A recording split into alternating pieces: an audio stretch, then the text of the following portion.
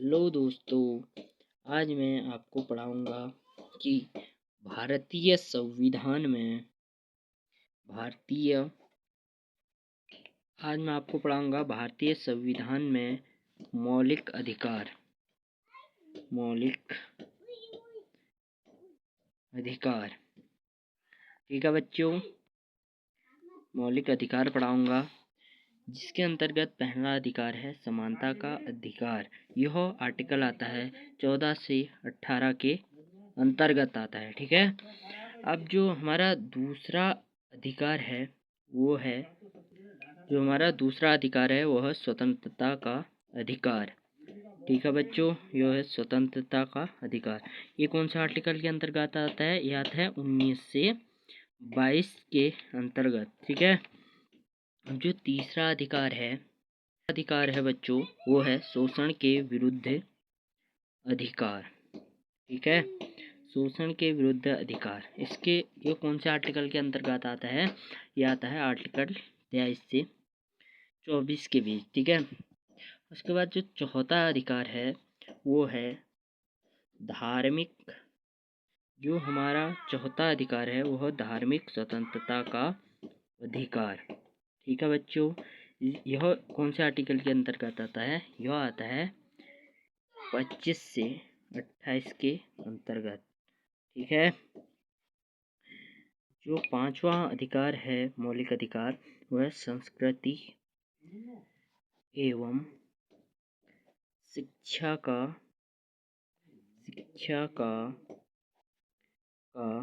अधिकार। यह कौन से आर्टिकल के अंतर्गत आता है?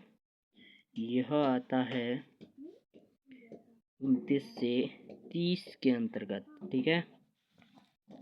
अब जो हमारा छठा अधिकार है वह है संवैधानिक उपचारों का अधिकार। ठीक है बच्चों, यह कौन से आर्टिकल के अंतर्गत आता है? यह आता है 30 से 32।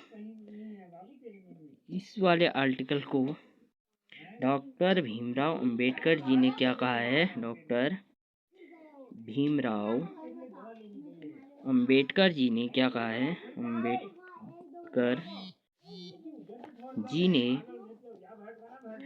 संविधान की आत्मा कही है। ठीक है, आत्मा कही है। अब इनके बीच में अंतर बताऊंगा मैं आपको। ये है समानता का अधिकार, मतलब इसके अंतर्गत सभी व्यक्तियों को समान अधिकार प्राप्त होने चाहिए। जैसे कि मतलब समाज में किसी भी प्रकार का भेदभाव नहीं होना चाहिए, और समाज में किसी प्रकार का मतलब लिंग से, जाति से किसी भी प्रकार का भेदभाव नहीं होना चाहिए। और दूसरा जो है वह है स्वतंत्रता का अधिकार। यह अधिकार जो है जो दूसरा अधिकार है बच्चों, वह है स्वतंत्रता का अधिकार। यह है मतलब किसी भी व्यक्ति को भाषण या अभिव्यक्ति किसी भी प्रकार की स्वतंत्रता कहीं भी आ जा सकता है, और चुनाव में किसी भी प्रकार के भाग ले सकता है। और तीसरा जो अधिकार है वह शोषण के विरुद्ध अधिकार।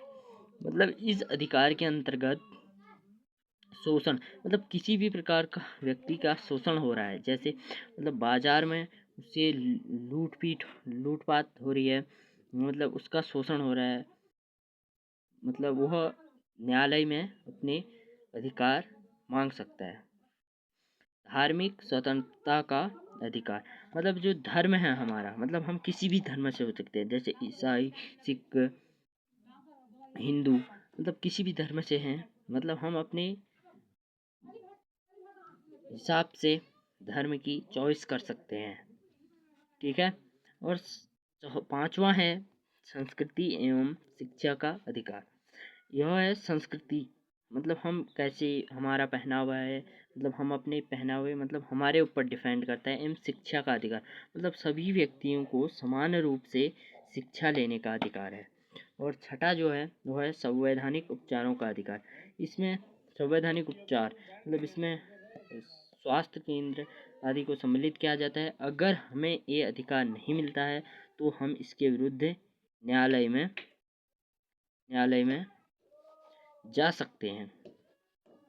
ठीक है बच्चों, न्यायालय में जा सकते हैं। हेलो बच्चों, आपको अगर ये मेरी मौलिक अधिकारों वाली वीडियो पसंद आए हो तो इसे सब्सक्राइब करें और बगल में जो घंटी होगी उसको बजा दें। मैं जल्द ही आपके लिए अगली नई वीडियो लेकर आऊँगा।